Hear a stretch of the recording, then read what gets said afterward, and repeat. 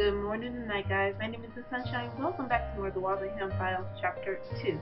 Okay, I'm not even gonna lie to you guys.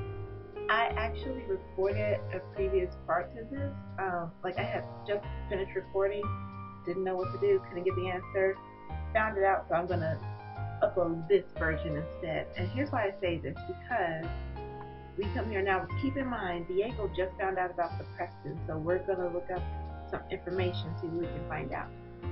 Hi there, do you have any email for Ian Preston? Yes, I believe I do. So I'll need to see some ID. I'm with the Nottingham Police. Remember to always show your badge first, Sergeant. Of course. Thank you, ma'am. He received this letter this morning.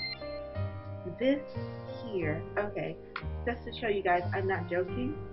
I literally, I don't know if you can see it or not. I don't know how close I am. Don't know. I wrote down literally all of it. And I'm sitting here brainstorming. I'm like, okay, I don't know what to do. But I remember from the previous note we had, like, I equals this, A equals this, N equals this, spelled out Ian. So I just kind of based it off of that and kind of built further upon it. And then my brain's like, that word is that, this word is this. Well, you know what? I figured out the whole thing. I am happy, but let's continue on. Dear God, what is that? Diego, you did say that this detective was an MI6 cryptographer, right? Yes, Ian said something along the line. They must have agreed to some code to keep their messages private. It would take us a while to decode this. Indeed it will, but we have a lead to follow first anyway. See the letterhead on this note? That office and file storage facility is just a 10-minute drive from here. I'm pretty sure whatever we're looking for is there. Alright, we're gonna head there. Also, I am very, very sorry if my voice is kind of low. I have my microphone turned up really high. But I have other people sleeping in the household and I don't really want to wake them. So this is, why I'm kind of talking quietly.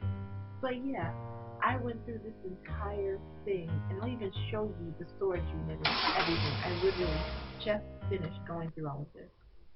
And I spent a good 15, maybe 20 minutes trying to figure out which building this storage thing is in and what the code is and all that, and I couldn't get it. And then I had to kind of take a break from recording and actually word for word or letter for letter write down the entire note and figured it out from there. So just so I can assure you guys that I figured it out, hold on. I'm going to read it to you guys in just a second because I am about to go to the locker, and I believe it's right here. So what is it? Let's see, 04, no, sorry, go back. 2, 1, 2, what was it? 04, wait. Oh, wait, is it, 210426.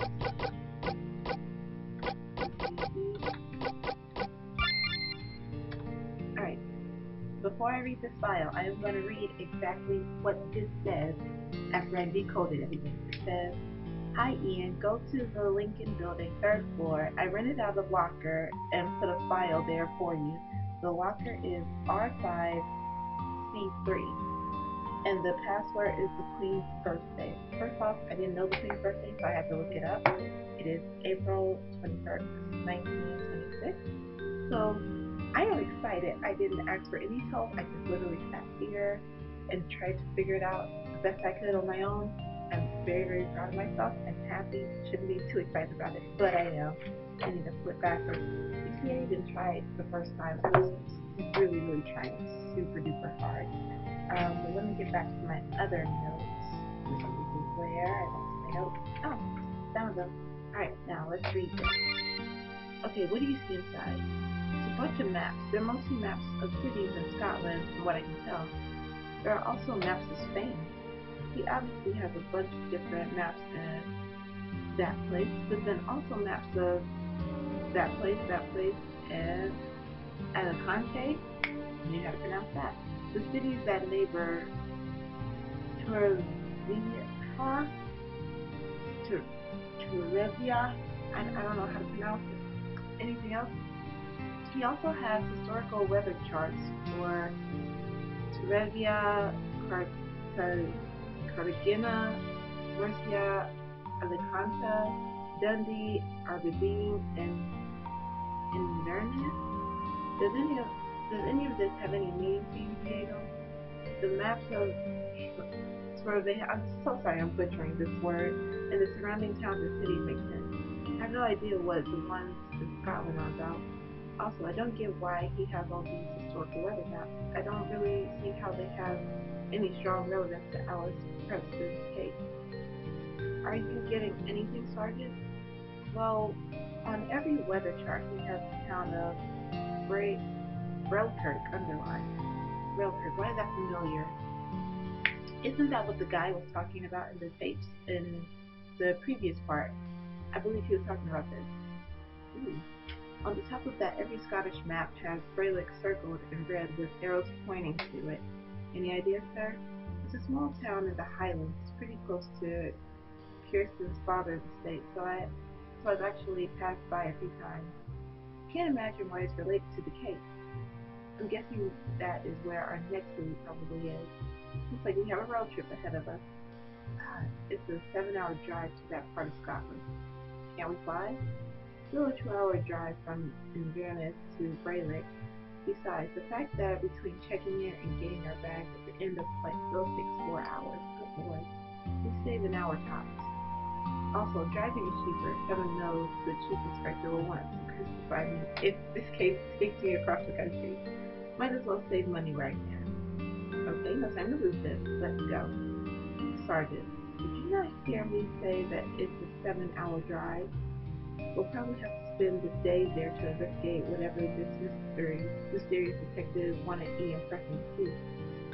Um, you'll have to forgive old Rusty and me, Lucy. We're not as young and energetic as we once were. Driving 7 hours straight through the night and then working on a case for a whole day, then driving home through the evening may very well kill us.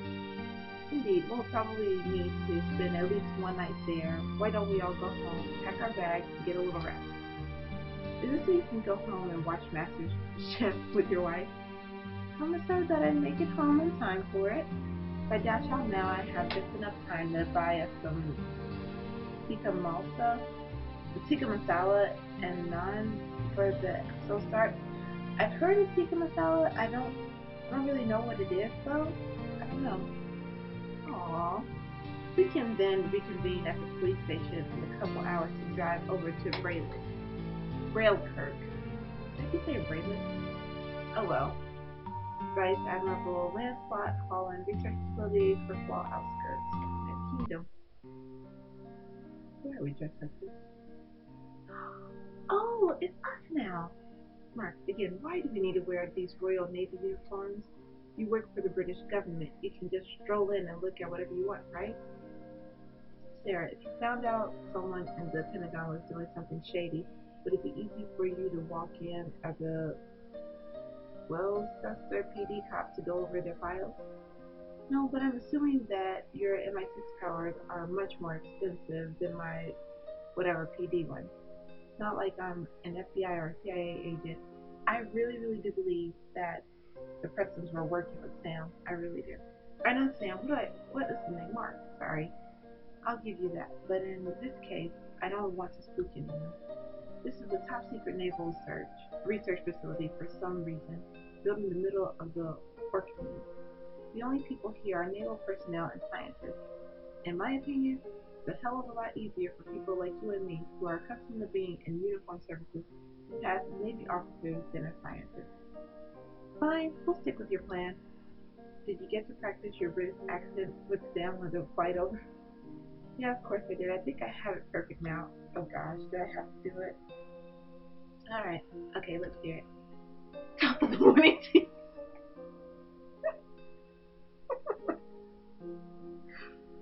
That's definitely, I don't think that's okay. I'm laughing because there's one of my favorite YouTubers who I hope to meet one day. This used to be his catchphrase. It still is. He still says it. That's Irish, exactly. I love. Are you performing in a Gilbert and Sullivan show? It's okay, let me do all the talking. What do you do if someone does talk to you?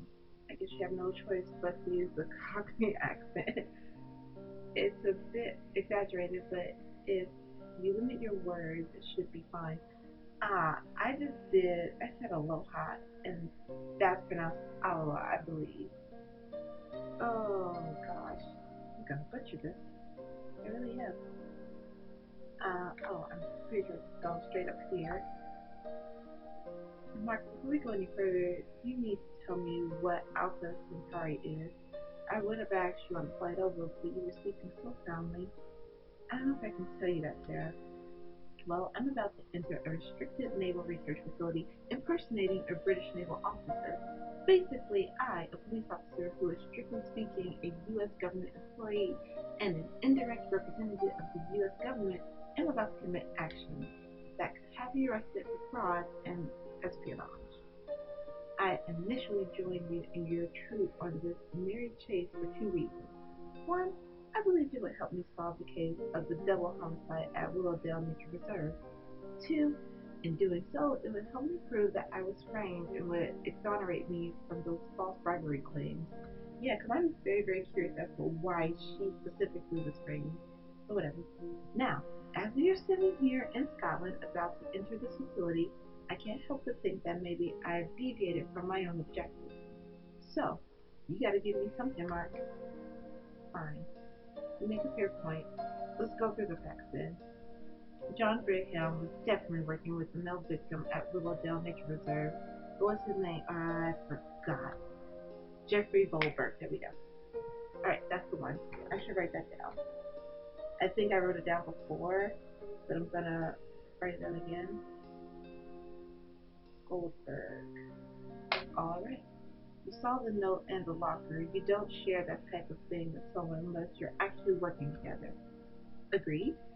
Whatever John Brigham and Jeffrey Goldberg were investigating clearly surrounds a clique of officers who we found out have some relation to this facility. Wouldn't it be logical to think that an essential clue to discovering who killed the couple at Willowdale lies in with who Goldberg and Brigham were investigating? I suppose that makes sense. If you want to sit this one out with Blake and Sam at the safe house in Kirkwall, then that's completely fine by me. I'll give you a report when I get back. But I know that glint in your eye, that glint that appears as the case begins to unfurl itself. I know that glint because I have it too. That fire inside me that won't stop until a case is solved. Oh, you know me so well. Oh my gosh, Mark. Sarah, I know that you want to see this through with your own eyes. Am I correct? Technically, yes. I suppose. Thought so. One last question. Why did you choose me to help you on this bit? Surely Sam and Blake would have been the better choice. You spent time with him. Subtlety is not her thing. And say that again. Don't get me wrong. In a firefight, there is no one else I'd rather have next to me except Oksana, maybe. As for Blake, he's the best at intel and comms, so I really actually put him in the field. I see. So basically, I was the only expendable one. No, no. You're the career detective. Your skills in deductive reasoning are invaluable to me on this mission. Invaluable. Looks like Sam is right. You do know how to flatter your way out of problems. Fine, I'll say. Oh my gosh, should I continue or should we just let's pause on the game? I don't know where this is going. I don't think I should have been here. We're supposed to go here? Ooh, there's a computer. Alright, let's see. To apply for additional lockers, please speak to. Alright, deregistry. Yeah. Ooh, okay. Alright, alright. Yeah, do I know any names? Costa sounds familiar. Kamesh, Sergeant Kamesh. That's familiar, isn't it? Yeah. Page 2. B. Smith. Okay. Keep an eye out for that. All right, we are on our way. But for now, what I'm going to do is I'm going to save it here, and I think I'm going to go ahead and end the game. I am happy. I am excited because I know this is what it's going to lead up to. It's going to lead up to the two teams meeting up um, to further the investigation. But I don't know how long the game is. I don't know if the game is coming to an end sooner than we think, or if this is just like, yeah, I don't know if it's coming to an end pretty soon, and then they're going to come out with a chapter 3, which would be kind of cool. I kind of want to see it. Um, but I think it will get to a point where either goodness, Mark and Diego have to work together, or Sarah and Diego have to work together, or whatever. Um, but I'm excited to see what's going to happen next because this game is really, really good so far, and I really, really like it. I like the clues, I like the whole atmosphere to it, and the double agent type thing is really, really cool. And can't wait to see what happens. So anyway, thank you guys so much for joining me for this, and until next time we meet, stay sunny side up, guys. Bye.